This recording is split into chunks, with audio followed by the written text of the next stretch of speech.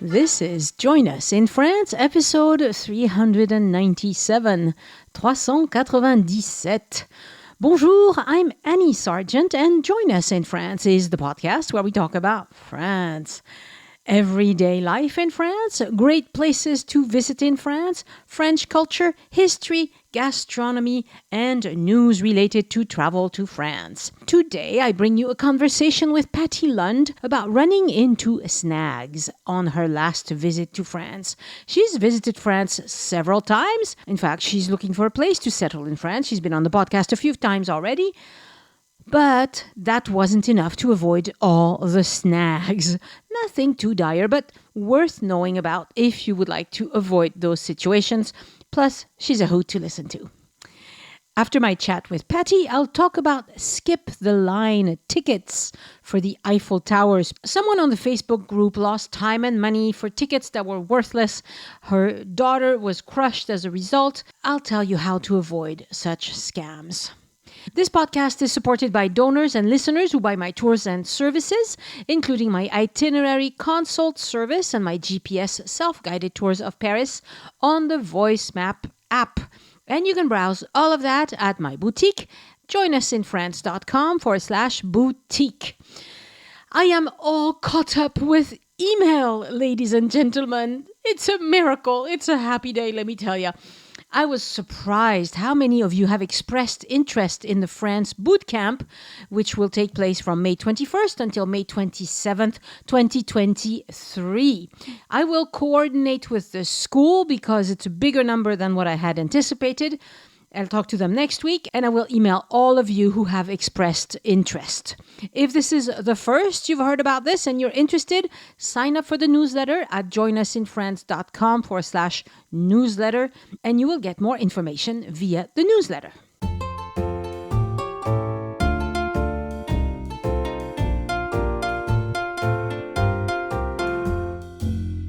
Bonjour, Patty, and welcome to Join Us in France. Bonjour Annie, comment ça va? Ça va très, très bien, et toi? Oh, excellent, merci. So, Patty was on the podcast with me once before. She was on episode 281. We were talking about the Béarn. And Patty is one of these wonderful people who would like to move to France someday.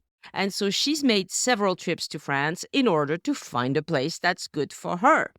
And today she's going to tell us about some snags that they ran into and also the criteria that they use looking for a place. So we want to hear about your snags first because it's funny. Yeah, well, the snags and also how we fixed everything. But that's the most important thing. I just felt like I don't want people to have to go through all the stress that we went through this time. And it never happened to us before. We're seasoned travelers in France. I lived in Paris back in the 90s, so I'm aware of a lot of things, but we are going to areas that I don't know. We also went to Burgundy before as well, so we checked several areas. So this time we flew into Geneva, and we have done that before. The weird thing that people might not know is there are two parts of that airport. There's the Swiss side and there's the French side. Number one, you cannot walk through. It's like a border in the middle. You have to have either a ticket to get on the plane, or they won't let you walk in, or you have to take a cab from the Swiss side all the way around, across the border, and then go to the French side. Like, you can't just walk across the airport if you don't have a ticket, which we didn't because we weren't flying out. We had stayed with friends first in Switzerland, and then we went back to the airport just to get the car because car rental on the French side is a lot cheaper than it is on the Swiss side. So I just wanted to make sure people knew if you fly in there and you're just hanging out in, say, Geneva or something for a little bit, and then you're like, oh, let's go to, rent a car and go to France. Make sure you go to the French side so you get the cheaper car, but it's a little confusing there. So make sure when you get the GPS in the car, you want to set it up immediately before you leave. We didn't do that. That was stupid. Oh, here's another thing. You can change the language on the GPS if people don't know that. It took a little playing around with because it's not clear because if you don't speak, and I speak French pretty well, but I'm trying to read everything in French. Maybe that's something you ask at the desk when you get the car. Like, how do I change the language so that you can follow it? Right, because this was a GPS built into the car. Right, but it took a while to figure out how to get it to the English bit. But anyway, also very difficult figuring out how to get out of the airport and back into the airport. You don't want to go back to Switzerland because you have to go over the border, and back and forth. And the border guards don't really like that. So you got to be careful that you go the right way. This is a complication due to the fact that Switzerland is not in the EU. So they have an actual Correct. border. All the Right. other countries in the EU, we don't even have a border. I mean, there's usually some sort of flags or signs that you're now in France or now in Spain, now in Italy, but there isn't anything else really. I mean, there are some border people, they have little buildings and whatever, but they stop very few people and you Right. don't even have to really slow down. I mean, a little bit, but it's really fast. This too. They don't honestly really, they might stop you, they might not. But if they just saw you go over and then you go back again, they'll definitely stop you. Yeah. Yeah. And it just slows everything up. Yeah. But then they're going to have questions. So better not to screw it up. And also, things are usually cheaper on the French side than on the Swiss side. Switzerland is Definitely. very, very, very expensive. Oh, yes, it is. So another thing, we were talking about car rental. The last couple of times we got the full insurance. We do have, you get some insurance on your credit card and stuff like that. I would just get the full insurance. It wasn't crazy expensive either time. And, they don't check the car when you leave and they don't check it when it comes back in. And then we got a bill at the end, which was paid for by the insurance, with some erroneous garbage that did not, there's a crack in the windshield, which there wasn't. So you don't want to get caught with that kind of stuff. I would recommend the insurance not to deal with that. Yes, I do And that in fact, anyway. Honestly, it's probably $10 extra a day, but that buys you a lot of, what'd you say? peace of mind. Peace of mind, yes. That's it. Yes. Worth it. And of course, renting the manual transmission is also, of course, cheaper to rent than an automatic. So if you can drive a stick, you'll save yourself a lot of money. Oh, I didn't realize it was cheaper. Yeah, and also adding a driver is also more expensive. So my husband is the one who did all the driving. He didn't add me because I think it's $10 a day or something. It was just not worth it. So You he's have like, to I'll do choose. all the driving. You need to Okay. make some choices, yeah. Okay, so on the auto route, I thought that might be interesting as well because I've seen a lot of people about this in some of your Facebook group and things like that. What about tolls? How do you pay for the tolls? Can you use credit cards? We went everywhere in France using our U.S. credit cards, had no issues. Mm-hmm. Super easy. It's super fast. So they work everywhere. We didn't have any trouble with tolls anywhere. So another thing is there are a lot of tolls in France. Yeah. And they're really expensive compared to the U.S., I would say. So friends of mine who have also gone across France, for vacation several times mentioned that, take a look at where you're going. Does it make sense not get on the auto route? Because it might just be like an extra hour, but you'll save yourself like $80. It could be if you're going all the way across, something like that. Mm-hmm. So take a look. Look online, see how much it'll be for the toll. If you don't want to spend all that money, my friends just said, screw it. We're taking the state roads. And Right. they didn't bother with the auto route. So to figure out the costs of the freeway, there is a website called Via Michelin. So via Michelin, it's like Google Maps, but it will estimate the cost in tolls and also in gas because in Europe, gas prices are much higher than in the US. It's more or less twice what you pay in the US. Typically, to drive between Lyon and Provence, I would figure that it would cost at least 150 euros between the tolls and the gas. Yeah. But that's top of my head kind of calculation. You said it's via Michelin? the Via site? Michelin, yeah. Yes. That's a good resource. That's a really good Yes. idea because, again, you can figure out, does it make more sense? Does it make more sense to do this? How much extra time would it take? And is it worth the money? So, Right. Just a thought. And the biggest difference between taking the toll roads and not is that when you're on the toll roads, you have rest stops, you have bathrooms, you have places to buy a picnic or whatever. So it's easier. But maybe you don't mind stopping at whatever village and going to the local restaurant that you've never heard of and having your meal there and using the bathroom there. Exactly. Exactly. So- I also wanted to mention that if people are nervous about what's it going to be like driving across on there, with the rest stops, it's all this stuff. It's kind of like the U.S. as far as what's going to be there. Most of them will have something like the Paul bakery chain, and they've got good sandwiches in there. They've got coffee. It's better than going into they always have like the little mini mart where you could buy your food and stuff. We bought some sandwiches in one of those. Don't Yeah. bother with that. Go straight to Paul and get your sandwich there. If you're going to just grab a sandwich, forget it. Those were gross. You want to just go to the Paul? That's true. And they've got good wine. I was going to say, make sure you get your AAA international driver's license, of course, which is luckily Why? translation. Did And anybody ever ask for it? No, but if you get stopped, they can't read your license. Yeah, but they don't care. They're used to foreigners having foreign driver's license. I don't think that's a problem. We get it just in case. Yeah. Just in case, Okay. to make sure. So if you want it just in case, that's one thing. But I don't think anybody's ever going to ask for it. Good to know. Yeah. Yeah. And then this was a big snag for us, getting gas.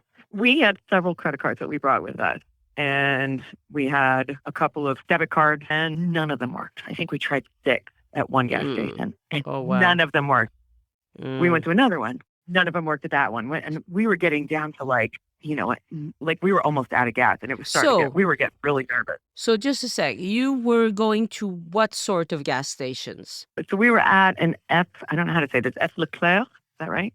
Leclerc, yeah. So you went to a grocery store gas station, that's the cheapest places to get gas in France, is to go to a gas station attached to a grocery store. Unfortunately, it's also the gas stations that are not set up for foreign cards. So I'm not surprised that you is couldn't that what use it your is? foreign cards. That's what it is, yes. That's what it is. And that's wow. another advantage of using the toll roads is that they always take a variety of cards. They're set up to do a lot more than just your run-of-the-mill French card. All right. Well, we didn't figure that out. But we did go to several. That wasn't the only one we went to. We did go to several, and it didn't work at a bunch. Here's what we wound up doing, just so you know, if you get stuck in that situation and that's like the closest one and you have to stop off and get gas there, this is how it works. So we finally got money. That's a whole other issue. But we had cash. And they have like a kiosk, and you go to the kiosk, and you have to put in the bills, and every bill you put in, we actually asked the guy, and the guy was so sweet. He was like on his lunch break or something. He just walked us through the whole thing. Oh, you do this, and you have to put a bill in, and then a ticket comes out. You take the ticket over to the pump, and there's a code you put in. Then you have to put in another code.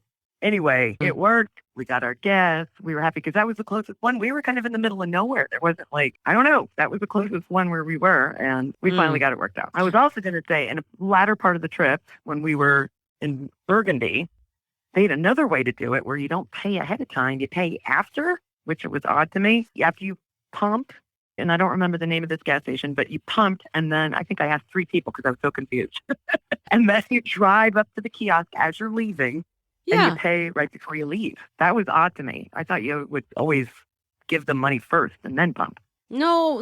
I mean, it depends. It could be either way. But in a lot of places where I live, okay, first of all, we have very few people kiosks left to pay for gas. Mm-hmm. So at my local Auchan grocery store, there used to be, well, maybe Auchan is actually the exception. Maybe Auchan still has a person. Anyway, some of these grocery stores, they still have a person. So as you fill up with gas, and when you drive up, there's going to be a person at a booth, and she'll just hand you the little machine to pay with your credit card, contactless usually. But if your card doesn't work like that, there's a human that can either take your cash or try to run your card a different way, right? Got it. But anymore, there's very few of these people manning the booths. And Leclerc in particular, I've seen that they have, it's like a machine on the side of the gas station, and you can pay with coins or with bills. But I've never done that. But I know it exists. I've never used it. But anyway, just as a backup, I thought people should know about it because, boy, we almost ran out of gas. Right. Trying to figure this out. Well, and there are French people who don't have credit cards. It's unusual, but there are people who just pay everything with cash. My sister didn't get a credit card until like 5 years ago. She was Oh my against gosh, that's credit crazy. cards. She paid stuff with her check and cash. She didn't want the complication of having, a credit card. And then See, she gave up. She can't live without a I credit think that card, really. I think that's fascinating because when I lived in Paris back in the 90s, I thought French were way ahead of the game because they had the carte bleue. Everybody was saying with carte bleue when I was there, Yeah. way before everybody was here, like everything, like every little small thing. Well, Yeah. you still have Anyway. people who are, don't want change. Yeah. So speaking of money, the other thing that I wanted to talk about was getting money from the ATM and also money exchange. I always bring a little bit of cash with me, which I usually will just, switch it at the airport. I know it's not the best rate, yada, yada, but I just, I like to have a little bit of cash on hand just in case there are times when you need it. Well, again, didn't come into Paris, got into Geneva. And so in Geneva, I went and I said, okay, I'll take my cash over here, and we'll switch it out. And they said, well, we got to switch it to Swiss francs first, then into euros, and you'll lose a lot. And I'm like, oh, that's terrible. I don't want to do that. That's too much. So I didn't. So we didn't have cash, or not enough anyway. But there you were That was- at some sort of money exchange place at the airport. The one at the airport. Exactly. Right. So then we decided, no, we're not going to do that. We'll just use our credit cards. It'll be fine. We drove across. And then, of course, had all these issues with the gas. So we figured, all right, before we get gas, we got to go get cash. So the closest big town to where we were, now we were in Aude. The biggest city is Carcassonne. And that was pretty close to where we were staying. So we drove over Carcassonne. We went to their airport first. Carcassonne has a regional airport, which I believe has a Ryanair, don't they? So I figured they would have to have some kind of exchange if they have people coming from the UK. No, it's teeny tiny. It is, and they do not have exchange. No, I'm not surprised by that. No, I was. So we walked around Carcassonne, went to all the big banks, to see if they could exchange anything. Nothing. And our cards were not working in the ATM. So finally, I don't know why this happened. I brought a different debit card with me this time. Now I have a Venmo debit card. So I have money in my Venmo account and it just takes it out of that, right? Apparently it doesn't work outside of the US. And I didn't know that. So Venmo is like PayPal, right? It's a money transfer service. Yeah. Okay. Yeah. And it's like between friends. So, and I know they don't have Venmo. That nobody uses Venmo in Europe. It's a US. PayPal, they do. They can use PayPal over there, but Venmo, no. Right. So even just as the cash card, it didn't work, which I was like, but I have money in here. Why is this not working? But it didn't work.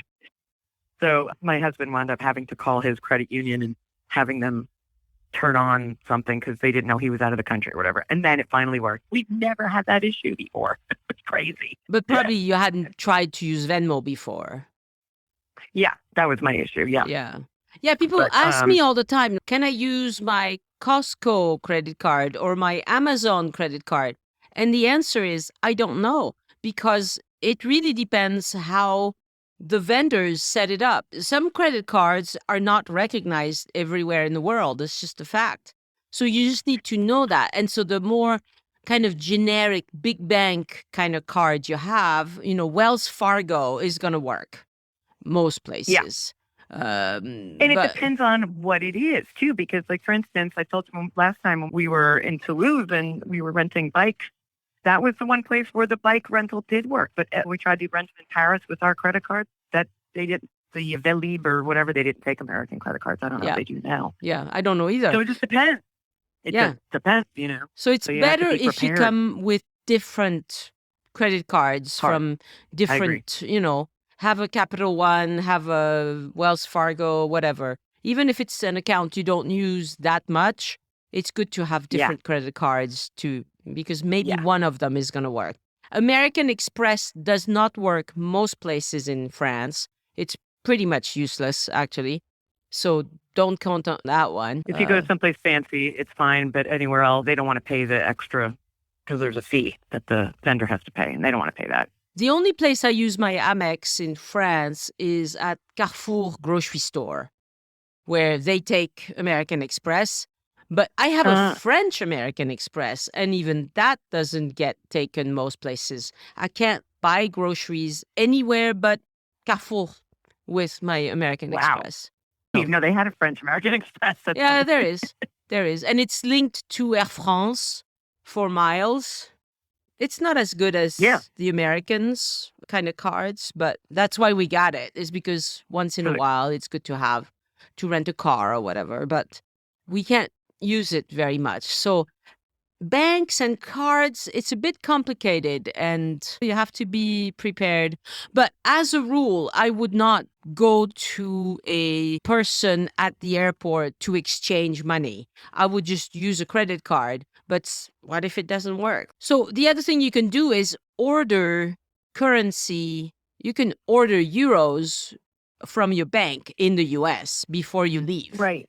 But it takes a while. And it's the same in France. If I go to my bank in France and I say, I want to get $500, they'll get it for me, but it'll take a couple of weeks. They don't have foreign currency on hand. Right. So for me, it's just to come into the airport, just get a couple $100 just so you have some cash in case you need it for something like that. Yeah. You're not stranded on the side of the road. Oh, I agree. So another thing I wanted to talk about was talking a little bit more about driving and parking, like the GPS situation. We were using Google Maps on our phones, and that worked quite well. Even with GPS, though, like, will send you to, like, sometimes down one-way streets the wrong way and stuff like that. It sent us on a couple of goose chases, I felt like, trying to find some restaurants in very rural areas. We almost lost the undercarriage of the car in one of the places. I was like, where is she sending us? Oof. Yeah, you have to be careful. Don't just trust the GPS. Yeah, we were staying in a little Airbnb in a small town. I think you guys talked about it in one of your previous episodes, called Sargent. And it's really small. It has a big abbey. It's where a sparkling wine was founded.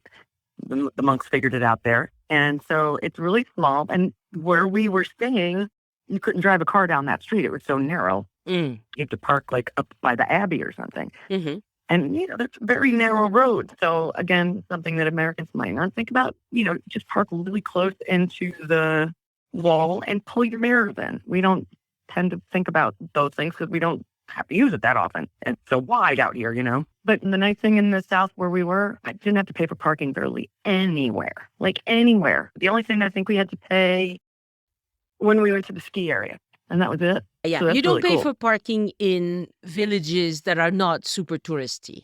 I don't think we even paid in Carcassonne.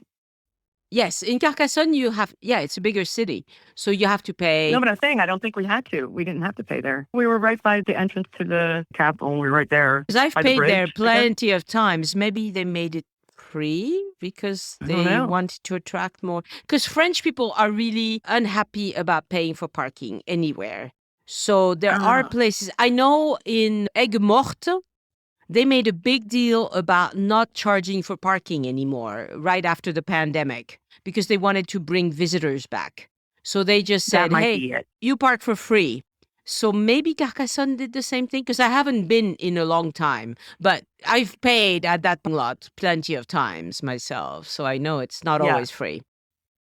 Well, it looked like it was a paying spot, so we asked several people because we couldn't find anywhere to pay, and several people were like, nope, you don't have to pay. I don't know if they said not today. I don't remember, honestly, but we didn't have to pay. I did check on it. So anyway. Cool. Okay, and then the last tip that I had, so this time we had switched our phone service. We had Verizon before, and they would charge you like, $10 a day for internet use, and it just gets to be crazy expensive, and you don't want to open your phone every day and check out I got to pay $10 and just check a couple of things. So we switched to T-Mobile, and they don't charge you anything extra for getting the internet in wherever in the world, I guess. So it was free. Boy, that saved our butts quite a few times. We went skiing or snowboarding. My husband's a big snowboarder, so we went several times. And twice, I'm not joking, twice he snowboarded to a different town. Like he didn't come back. He didn't come back where we started. He went up somewhere else. So thank God we were able to, text each other, call each other, where the heck are you? And then we had to drive over and get it, that kind of thing. So thank God. Yeah, that happens quite a bit actually in the Alps and in the Pyrenees because the ski resorts are so close that you can start in one and end up in the other. And then you're like, oh, how do I get back? Well, you Yeah. call someone to come get you. Yeah, that might be a whole other episode you could do because it's a little bit different going to a ski station over there, which it's a ski station, not a ski resort. That took me a while to figure out as well. It's just, first of all, they're a lot cheaper over there, Yes. which is awesome. And you can also just go up. You don't have to ski. You can go up, hang out, have your vin chaud, your hot mulled wine, and sit out and look at the mountains. It's beautiful. We went to Aix-les-Thermes, and not only is it like the ski station, but also when you're done, they have the thermal bath down at the bottom, and Yeah. that was delightful as well. Yeah. We don't have anything like that. The bath situation, we don't have that sort of thing here. $20 for a couple hours, hang out in the hot water, and delightful. Huh. Yeah, So, I didn't realize that you didn't have that.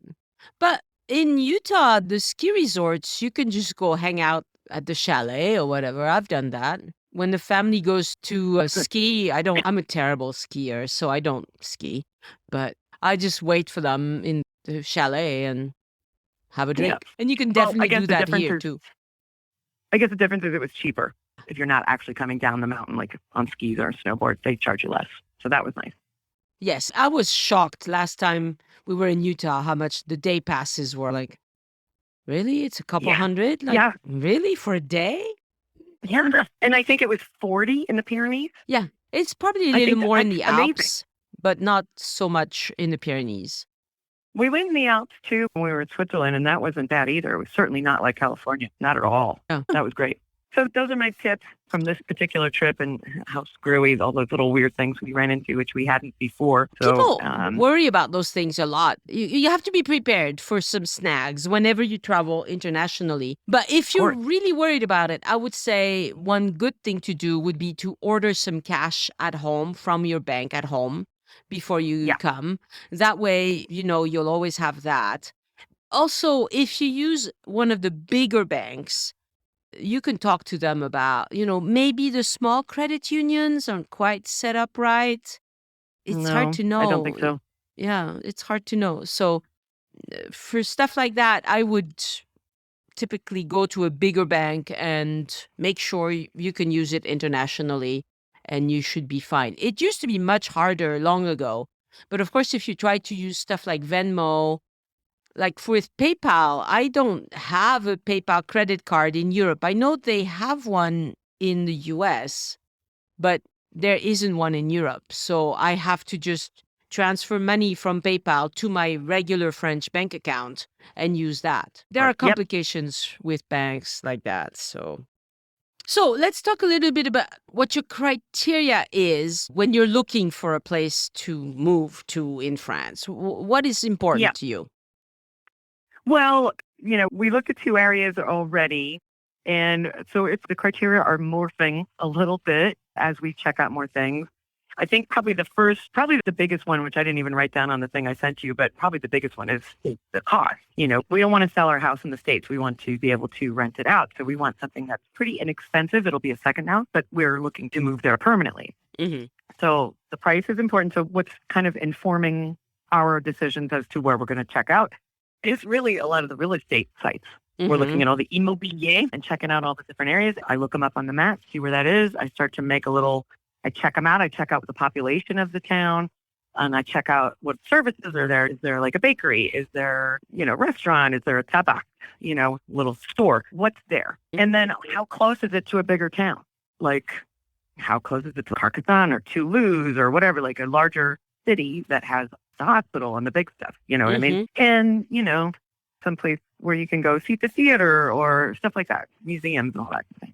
That's a big part of it. The weather, of course, is a part of it as well. We don't want it to be wintry all the time. We're not going to be in the Grand Est or anything like that. We don't mind a little bit of snow, but I don't want it to be like cold all the time. And I don't want it to be windy all the time. I really enjoyed our trip to Normandy. I don't want to live up there. It's too bad because, boy, there's some really beautiful properties in Normandy and Brittany. Yeah. They're so pretty and they're so cheap, but I just don't want that weather for us. Uh-huh. So that's part of it as well. And then we'd like to be in a village. I don't want to be in a farmhouse in the middle of nowhere with nobody to talk to. And I don't want to be in the middle of the city because I'm kind of done with cities. I loved cities, when I was younger. And I'm kind of like, all right, I'm done with LA and the urban sprawl. Yeah. I want greenery. I want trees. Definitely not much of that in LA. Yeah, exactly. And then another thing that I realized while on this trip, when you're driving around some of these small villages, it's not necessarily like they're going to be all full of trees and charming. Like No. the village that we stayed in, Saint-Hilaire, there were very few trees. It's very, very narrow streets. You're right up on top of everybody. You might get a little teeny, tiny backyard. This place had a little one. But I still didn't feel like we were, even though the town was small and you could walk outside, walk down the street and you could see all the greenery. But like looking out your window, you're looking at dingy, stone. Right. And so that's what we call maison de village. So there's a ton of French villages that are older villages. They were established 200, 300 years ago. And they built very narrow, very close together because these were not rich people. And so they couldn't afford sprawling anything, much land or anything. So these are maisons de village, and they are typically pretty tight together. Now, as people got a little wealthier, they would buy a piece of land not far from the village and establish something bigger. But yeah, you can have villages where people are on top of each other. Yeah. And it's interesting, though, because the place we stayed in, I also wanted to check out because I really love the architecture of the stone home. I love how that looks. Mm-hmm. But what's it like to live in? I've been reading some people were saying, oh, you get dust everywhere. It's damp, it's cold, this, that, and the other thing. I'm like, I want to see for myself. Let's go and we're going to be there in winter. Let's go, because I've read about the Aude specifically. If you come in like February, March, and you're okay with the weather during that time of year, you'll love it the rest of the year. Right. Because it's the worst time to go. Yes. So honestly, I loved the house. I thought the house was adorable. It did get pretty chilly. I will be honest. As much as I loved my Airbnb, it was a little cold. Yeah. We had what do you call it? A poêle? Un poêle. Which is like a stove. What do you call that in English? I don't even know. It's a wood burning stove. Wood burning stove, yes. Right. So that they had one of those in there, and then they had these little electric, they look like radiators, little ones, in each of the rooms. Yeah. Fine for the bedroom. Those worked fine for the bedroom, but not for the downstairs. It was like living room, dining room, kitchen all together. And boy, that room never got warm enough. Yeah. And we couldn't get the fire going. So that didn't help. Oh. So this is funny that you mentioned that because yesterday I was in my brother's house in the countryside. And he bought this big, sprawling bergerie.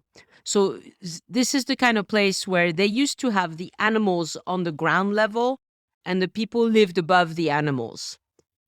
Very poor people, obviously, okay? These were not wealthy people. But it is a stone house. It has beautiful beams, wooden beams everywhere. And he's been renovating it. And he is running into a problem trying to heat the place because this is not in the Aude, but very close to the Ariège. So it's the very south of the Haute-Garonne.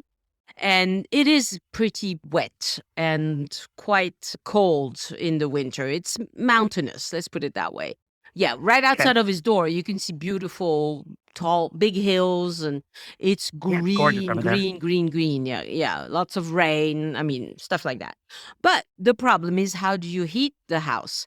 And so he's now remodeling some of the rooms downstairs. He started with the rooms upstairs, but they are so big that it's impossible to heat. And a lot of these wood-burning stoves, yes, if you can get them going, they put out a lot of energy, but most of them don't have a fan.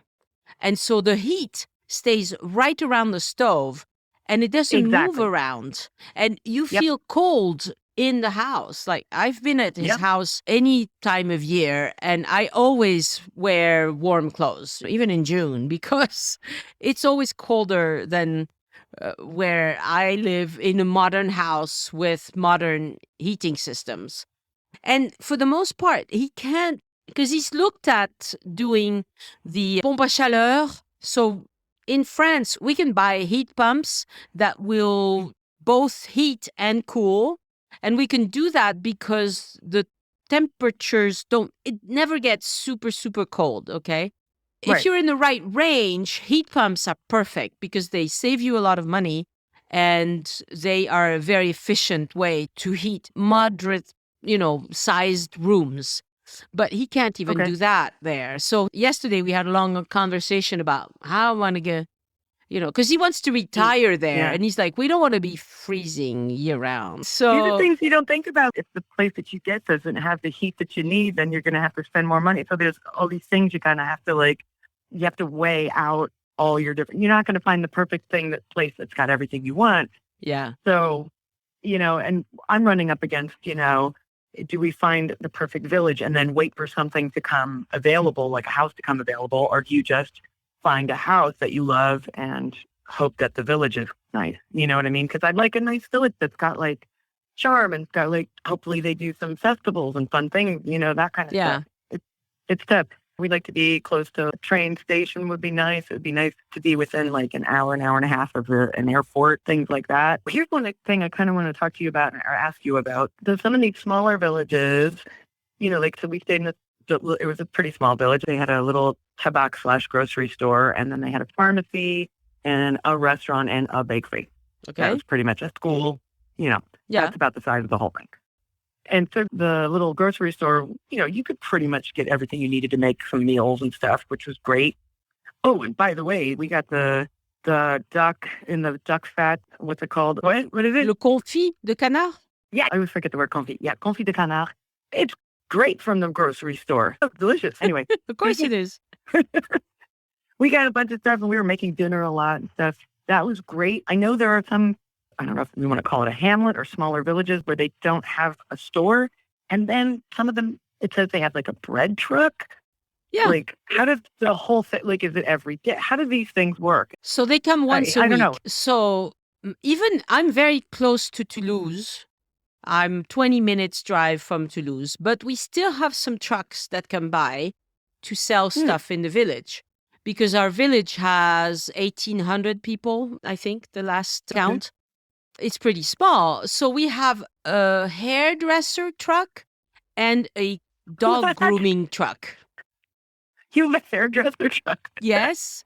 And we have a bibliothèque. What do you call that? A library book truck that comes by. Oh, wow. Yeah. So we have, I think these are the three that I see all the time. And they come, the dog groomer comes once a month and it's impossible to get an appointment. I've given up. I did see a dog groomer truck. I did see that. Yes. That dog grooming truck is very busy.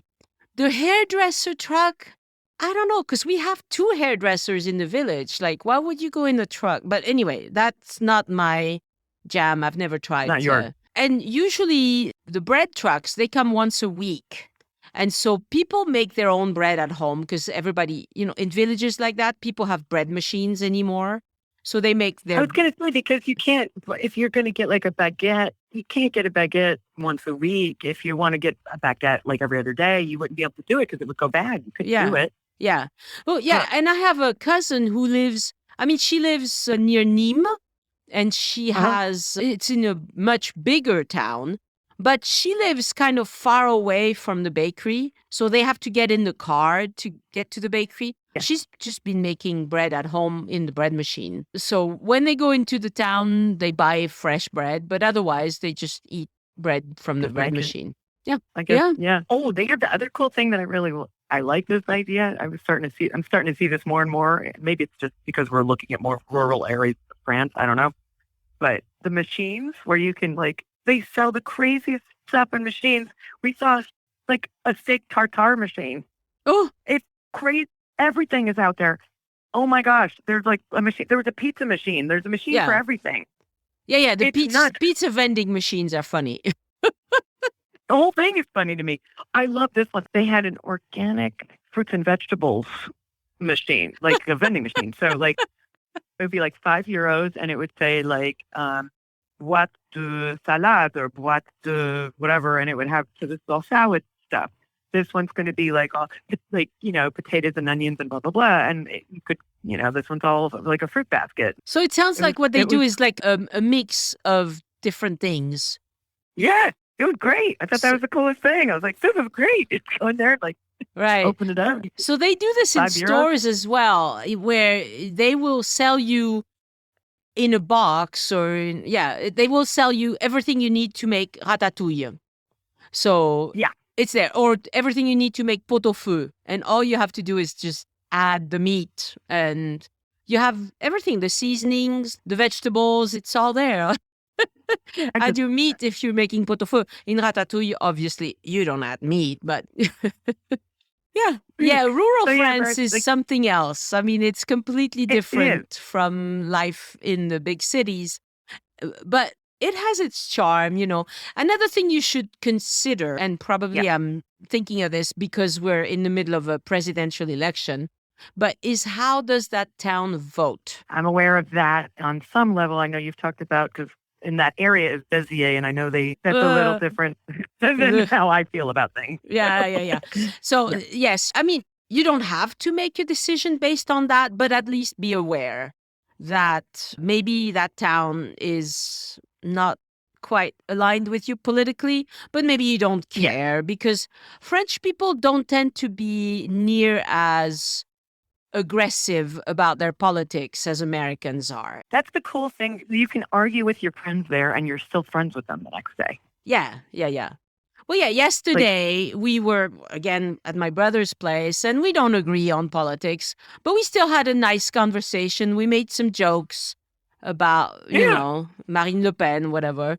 And, it was fine. And he's going to vote the way he's going to vote, and I'm going to vote the way I'm going to vote. But we can joke around about it, and it was probably 2% of the conversation. Like, it doesn't dominate the conversation the way it does in the US, I find. I think that American news outlet have gotten really good at poking the bear, constantly completely trying to move you, get you to react. And it's not healthy, I don't think. Again, we have so many things that we're looking at. It's hard to kind of parse all of this stuff, but it would be nice to find kind of an artsy community because, I'm a performer and my husband is a chef. And so it would be nice to find, like-minded folks, but it's hard to find. That's hard to find. We did find one fabulous village. You probably already know of it already, but it's called Montolieu. And that's an artsy community. They call it the Village of Books and Art. Yeah. And it's small. It's like 800 people, but there's like 18 bookstores in this tiny little town. And great food. And that's the other cool thing about rural France. You could be in the middle of nowhere and you can get amazing food. Of course. You're going to get great bread. It's not going to be like garbage, and it's not chains and stuff like that. I mean, there are chains, but you know what I mean? You can get, what's the terrible American chain that's everywhere? Buffalo Grill. Oh, God. We wanted to go to it just to see how bad it is. It's not good. I mean, okay, I have to admit, I have eaten there because sometimes you're on the freeway and you want an actual meal and there's a Buffalo Grill. So, okay, we'll just go to the Buffalo Grill. But it's not great. They do one thing good, though. One of the sides you can choose is like a half corn on the cob. And that is good. Their corn on the cob is good. That's not hard to screw up, though. That's true. That's true. But so, but maybe once a year we eat at a Buffalo Grill because we're on the road and, it's just easier. But French people like it, But French people also like Burger King and McDonald's and things like that. So, yeah. Oh, we go eat at a Burger King once a month. But that's it. We just get it out of the system, have the greasy burger, and done. And then you don't run into Burger King all the time like you do in the US, because there's one at every street corner, it seems like. So here it's a lot more, especially if you're in rural France. You're going to have to cook for yourself because there's going to be some restaurants, but you can't go to the same restaurant all the time. Yeah, and another thing that I know is going to be a big change for us to get used to is that there are not as many ethnic restaurants around. Right. Plenty of French food, a couple of other things. Like in that area of France, you're going to get a bunch of Spanish food. It was pretty easy to find tapas in a lot of places. Yes. Italian food is generally, pizza, of course, is everywhere. But like Asian, we love Asian food, a lot of different kinds of Asian food. Yeah. That's harder. We found sushi at the Leclerc supermarket. Mm-hmm. But that's it. Like, I really did not see sushi places. We didn't see Vietnamese or Korean or anything Mexican. We're from California. No Mexican. No Mexican, forget it. Yeah. No. No, I know. Very few, very few. I mean, we have two decent Mexican restaurants in Toulouse, and it's a big city. It's Yeah, I know. a million people in the metro area, and we have two Mexican places that are both run by Mexican families. So, and it's more they're right, Mexican yeah. than Tex-Mex or, it's not American Mexican, it's Mexican. So, like, no chimichangas. I was like, oh, I was so disappointed. I like the chimichangas. They are very fatty and terrible for you, but they taste good. And they were like, no, that's not Mexican. We did find a Persian place, strangely, in Foix. We were in Foix. Yeah.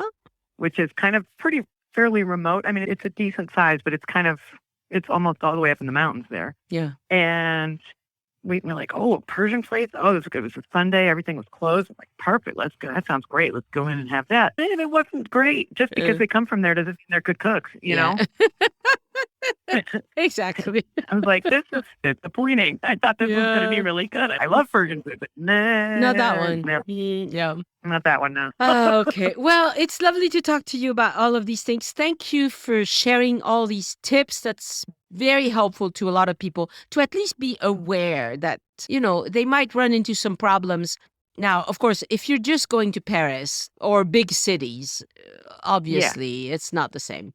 But if you're going to rural France, there are some things you need to take into consideration. Yeah, like, for just really quickly, like what we're going to, Toulouse would be probably the largest cloak city. That was 2 hours from where we were. So, for instance, we were still there while you had to have the pass sanitaire, which I know they lifted that.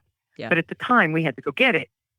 We were wandering around trying to find a pharmacist that would do it. And on the list, there was nothing except Toulouse. And I'm like, are you kidding? We got to drive that's 2 hours away and 2 hours back. We're going to waste a half a day just doing that, And we've been to Toulouse. We went to Toulouse on the previous trip. No offense, I love it. I just didn't want to do it again. We want to see some new stuff. So I was like, oh, man. So we heard these people speak in English, wandered by and said, hey, do you have any idea where we could get this pass sanitaire thing transferred? Any idea? She said, no, I don't know. But, this pharmacist is super nice. We live here, so go ahead and ask her. We went in. She was super sweet. She said, I'll call and find out how to do it. I'll do it for you. And she did. That was the nicest thing. Yeah, that's really nice. But yeah, talking to people is always good. Talk to everybody. That's how you get by in France, in rural France anyway. You talk to everybody. You say bonjour to everybody. You smile at people. Always. You're friendly. And one day, if you need help with anything, they'll be happy to help you. Yeah, super helpful. Yeah, I agree. And bring a translator. Have your translator app ready to go. Yeah. So yes, if you can speak some French, not be a sourpuss, people will help you. Yes. Thank you so much, Patty. You're welcome. It was a pleasure.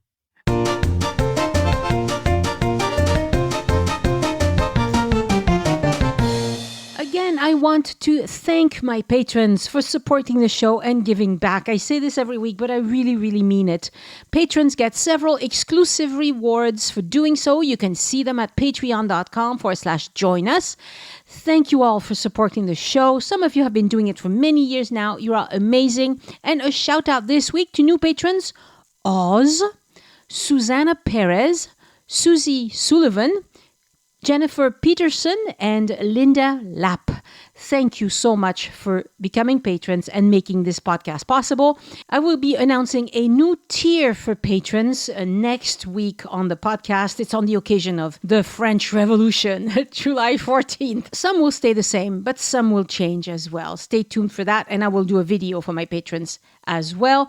Speaking of videos, my videos of my drive in the Ariège is now right side up, and I hope that by the time you hear this, it will be out for patrons. My thanks also to Rebecca Kenny for sending in a one-time donation by using the green button on any page on joinusinfrance.com that says Tip Your Guide.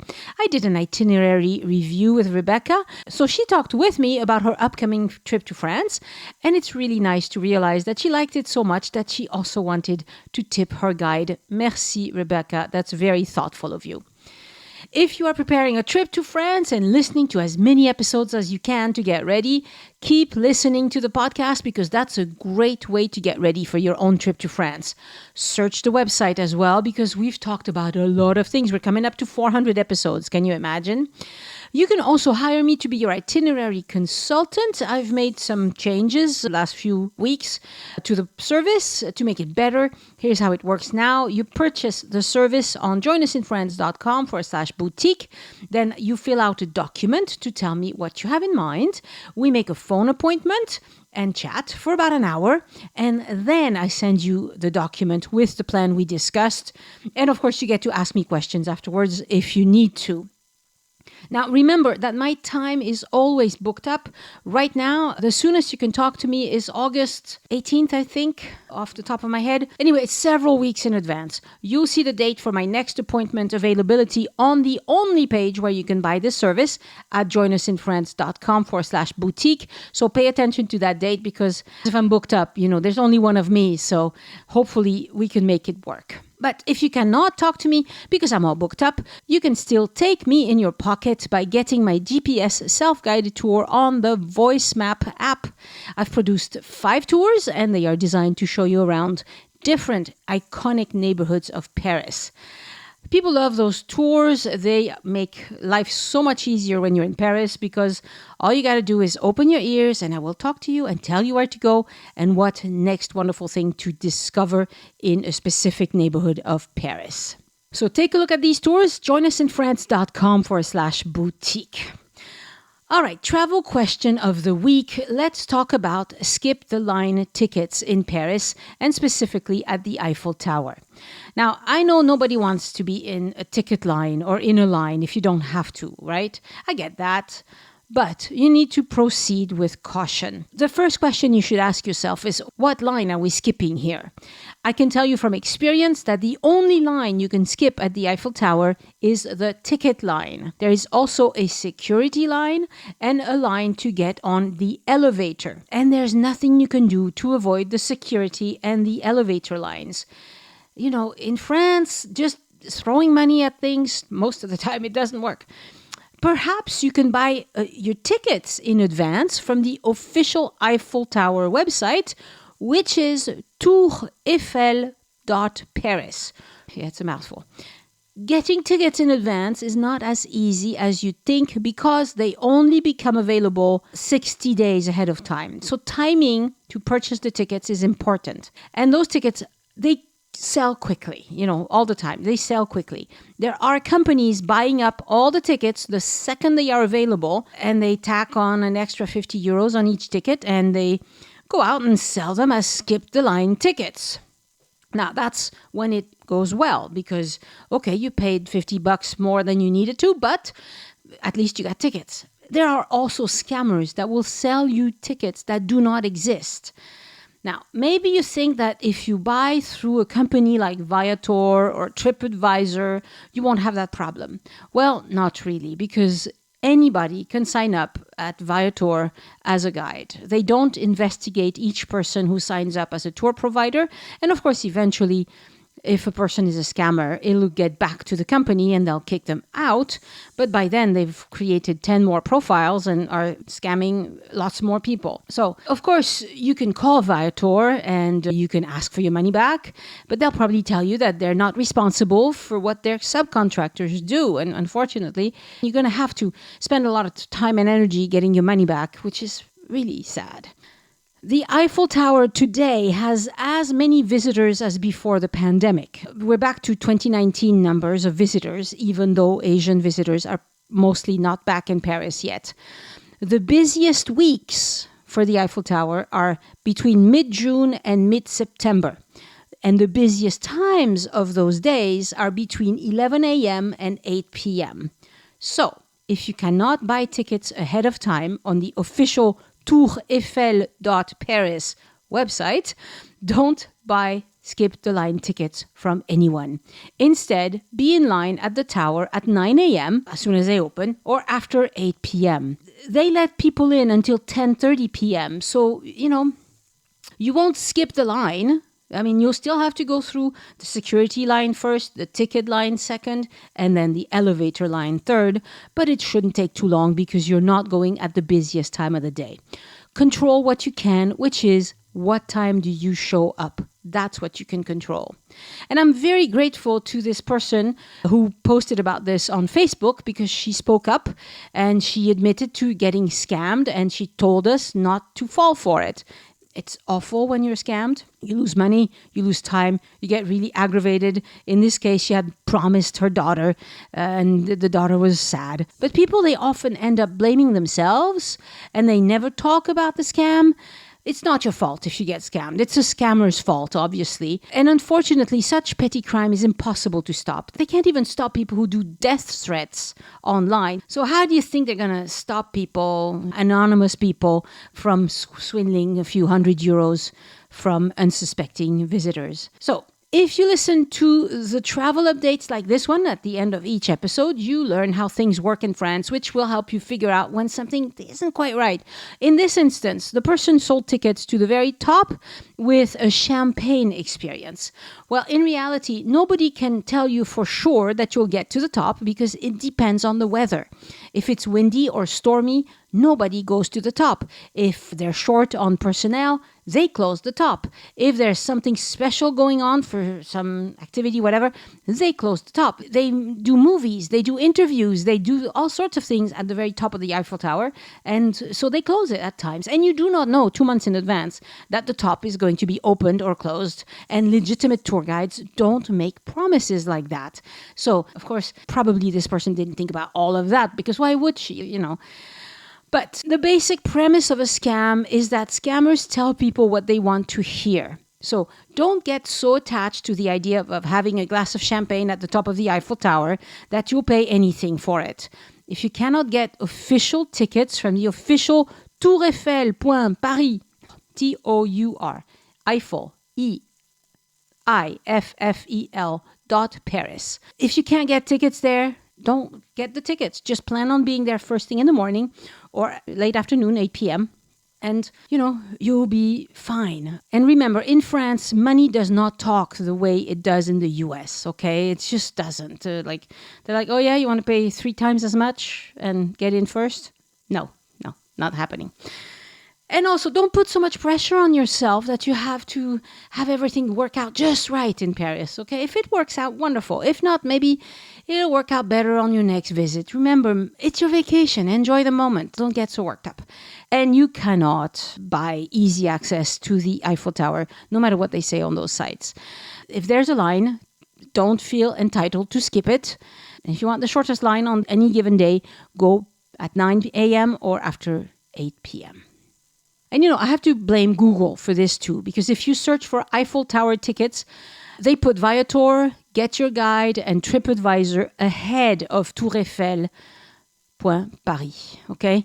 Would it kill them to always list the official vetted website first? Unfortunately, I have to give you a COVID update. I mentioned last week that COVID infections are on the rise again in France. We had 200,000 new infections detected in France yesterday. The variant du jour is spreading like wildfire. Now, obviously, most of these people are not getting very sick. They're not dying in the hospitals, but still, they are testing positive. There is talk of asking visitors for vaccination certificates again. French officials have been dropping hints that they might ask foreign visitors to produce a vaccine certificate to come into France again. I really don't think visitors are the problem, but politicians, they're always looking to do something, even if that something is not better than doing nothing. But at any rate, you may be asked to prove vaccination status before entering France again. It is not official yet. I will let you know if and when it becomes official. This week in French news, our Prime Minister, Elisabeth Borne, is giving a major policy speech today. She and Macron are still trying to get a majority. But when I listen to news from, Ukraine, the US, other countries, I figure French problems are very, very small problems by comparison. I've got nothing to complain about. Macron is not going to pass all the laws that he would like to. I agree with him on policy more often than not, but he didn't get the majority, so he's going to have to bring people along to his viewpoint if he wants to pass laws. That's how it works. So, not ideal, but we're doing fine anyway. For my personal update this week, well, everything's fine. I did not catch COVID. So far, so good, right? But I also did not get to go to l'Abbaye de Fontfroide, as I said I was hoping to. Hopefully next weekend. Being a podcaster is a really busy thing because you have to run so many things at the same time. You have to advance so many projects at the same time. There's Patreon stuff, there's bootcamp stuff, there's podcast production, there's interviewing people. I've recorded 3 interviews the last 2 days. There's, putting files in the right place so I don't lose them. There's answering emails. And I love to hear from you. But, it's a lot to do and the days are just too short. So I haven't had much of a personal life this week. My electric car is still wonderful.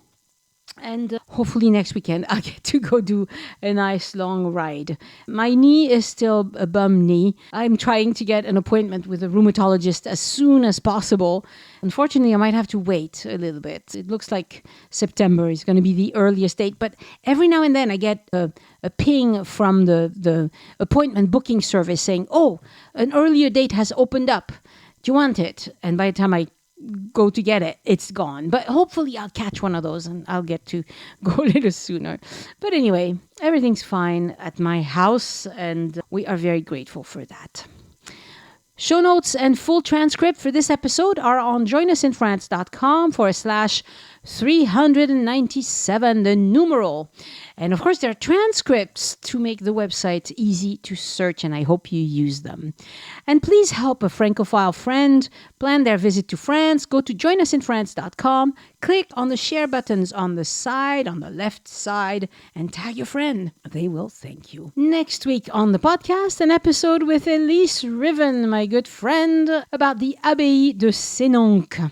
She was there recently and we just recorded that episode. It was a lot of fun. I think you will enjoy it.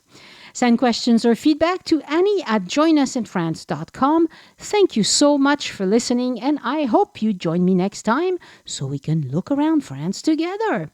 Au revoir. The Join Us in France travel podcast is written, hosted, and produced by Annie Sargent and copyright 2022 by Addicted to France. It is released under a Creative Commons Attribution, Non-Commercial, No Derivatives license.